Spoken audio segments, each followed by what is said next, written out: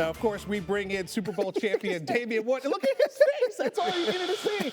Damien, the Broncos are down 3, right? And they only need a yard to get the first down. Russell Wilson is relying on Courtland Sutton one-on-one on the outside. He just needs to win. Tell me what your thoughts are. They could just send it to double overtime or keep on playing with the field goal. Instead, they go for 6. Tell me your initial reaction. I mean, that game set back offense 50 years. At least it set back offense 50 years. But to answer your question specifically, listen, I have no problem with them putting the ball in the hand of Russell Wilson. You're paying them like $250 million. So I get the play call. 4th and 1, you can't gain a yard. You can't gain a yard to at least get a first down and have 4 tries for a go-ahead touchdown in overtime. It just shows you the struggles of this offense.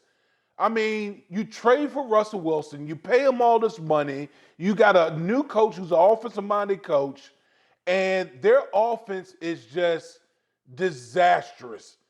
I mean, there's no other way to describe what's going on in Denver, particularly on the offensive side of the football. It is some of the ugliest football we've seen in quite some time. The Broncos have a mess. They have an absolute mess to clean up on offense. Listen, he had a 54.9 QB rating. He only got $242 million. So he's going to be in Denver for many years to come. But at what point, where do you go from here? Because not only, you can't just blame it all on Russell, but they also lost to a team that did not have Jonathan Taylor or Nyheim Hines. Where does the Denver team go from here?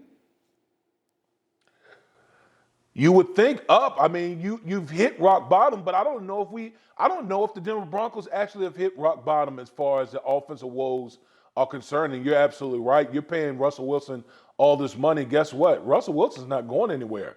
But if this type of offense continues, there's going to be changes made, because you can't have a performance like that on national television and expect things to just be status quo.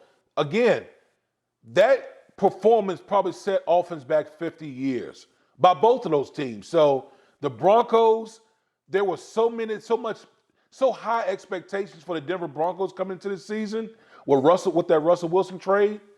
Man, it's looking real bad right now. Listen, it was the first game that went to overtime without a touchdown in regulation since 2017. I believe that's when the Browns and the Titans did it. Wow. Look, we're not going to only focus on the negativity. There was a team that actually won a football game without their best player in Jonathan Taylor. Matt Ryan somehow found a way without their best player.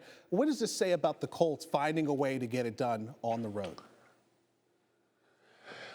Yeah, I mean, listen, I will be the first to say that winning in the National Football League is not easy. It's very hard. And then when you don't have Jonathan Taylor, Nyheim Hines, was injured early in the game, a reshuffled offensive line. There was a lot of things that was going against the Indianapolis Colts.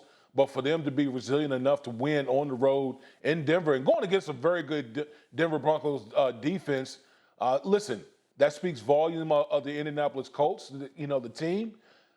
They have a lot to work on offensively as well, but kudos to them for going on the road and getting a big win for their organization. Thank you for watching ESPN on YouTube. For live streaming sports and premium content, subscribe to ESPN+.